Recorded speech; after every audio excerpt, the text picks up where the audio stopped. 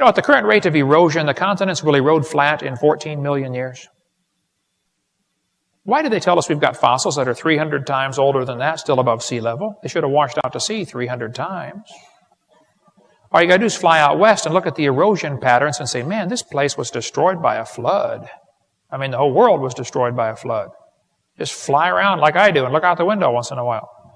The oldest languages in the world are kind of interesting. Origin of major writing systems from National Geographic. What do they say? Well, they say the oldest writing systems in the world started about 3000 BC. 5,000 years ago. Oldest writing systems. And the oldest languages are modern, sophisticated, and complete. The Chinese said the year 2000 was the year 4700. They think they started their calendar with the flood. They called Noah Fuhai. The oldest recorded capital punishment, 3,800 years ago. The Hebrew calendar said the year 2000 was 5760. We know the Hebrew calendar is messed up because a rabbi purposely took some years out to make it not match the prophecy to fit Jesus.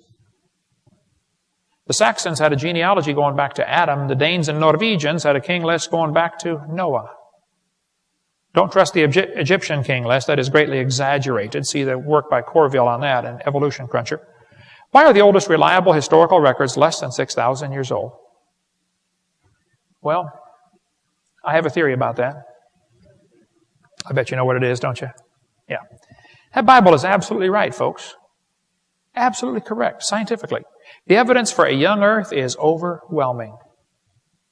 The students aren't taught that. Students are only shown the evidence for an old earth. Remember the coins in the box? They better deal with the youngest ones, not the oldest ones.